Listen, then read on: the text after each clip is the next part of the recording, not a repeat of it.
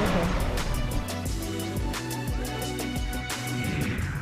Hello and welcome back to Focus Atlanta again. I am your host, Keisha Lancelin. Thanks so much for continuing to watch. We're going to keep on this holiday theme because I know this is the time of year and we're all still kind of stressing a little bit. And in this particular segment, we're going to talk about holiday anxiety. I'm here with Raul. Thanks so much for coming on the show. Thank you for having us. Now, I got to say, most of us feel like we're the only people in the world that have anxiety building up during the holiday season. Can we talk a little bit about that?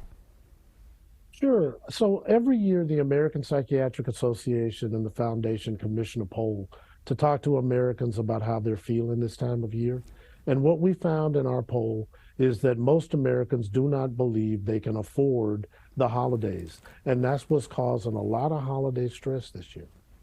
I had not considered that. You're so right. I think that sometimes, yes, it's the spirit of giving, the holiday season, but if the finances aren't exactly what you want them to be, what they have been in the past, what you expect them to be, it causes a lot of stress. Is there anything that we could do? So when we looked at the poll, yes, there is something we can do because 51% of Americans are stressed out about whether or not they can afford that perfect holiday gift. And then about 40% of Americans are worried about whether or not, even if they could afford it, can they find it? And can they get it delivered on time?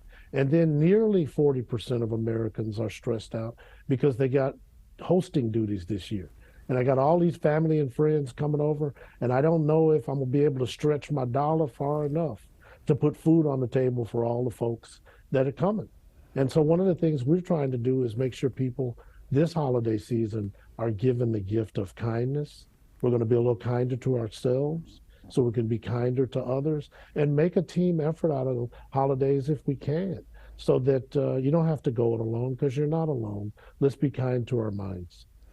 Oh, I love that. A little kindness to ourselves. We're thinking about everybody else during the holiday season, but you're right. We should give ourselves a break as well. In terms of doing that, do we have any tips that people can kind of, use bit by bit along the way? Because to your point, it kind of builds up, right? It starts at one thing, it's about the gift giving, and then it becomes something else, and then it becomes about the dinner, and then it becomes, and it starts to build up on us.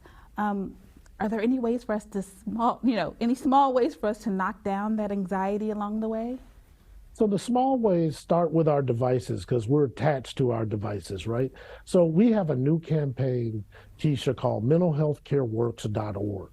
And the Mental Health Care Works campaign is designed to prioritize our mental health the same way we prioritize our physical health. So we invite folks to go to the website and just poke around and see some of these tools, tips, or resources and look at stories of folks who have overcome struggle, like Simone, Diego, or Lizzie. The other thing we're asking folks to do is let's do some gift exchanges this year. You can't provide, and you don't have to provide, gifts for everybody to still be a good person. So we're going to do a gift exchange, virtual or actual, and put a cap on it so people don't hurt themselves by trying to overspend and going broke into the new year. And then the other thing we're going to do is we're going to be a little more sensitive to how we talk to each other, because the reality of it is the fact that I haven't picked my major yet, or the fact that I don't have grandkids yet, or the fact that I haven't gotten married yet, all of those things might be important, but they're not as important as us being able to be together and having joy around being together. So let's just be a little more sensitive on both sides of those kind of conversations. And if we see somebody in our family or friend circle who's a little more easily irritated or a little less productive at school or work, or a little less active and energized around the house, then let's talk to them about what's going on in a courageous way so that the difficult conversation in the old days now becomes one where it's okay to not be okay, but it's not okay to not get help if you can get help because you need it. Oh my goodness, you have given us so many little nuggets that each and every one of us can take with us. And again, you've done it in small ways so that we know that it's achievable. I think that that's also kind of the barrier for a lot of people. They're like, oh no, it's just too surmountable. There's nothing I can do. But you've helped us to start chipping away at it with these little tips. I appreciate you so much. Is there a website that we can go to get these type of tips? So we want you to go to mentalhealthcareworks.org, and nobody's going to know you go there. You're already on your phone or some other device anyway, and just poke around. But if it really is crisis and you really do need help right now, or somebody you know or love needs help, you got to go to the 988 hotline, helpline, and either call or text 988 and talk to a counselor so you can get the help you need. Thank you so much for your time. It was a pleasure to have you this holiday season. Thank you for having us, and all the best to you and yours for a healthy, safe, and joyous holiday season. Let's give the gift of kindness this year. Agreed.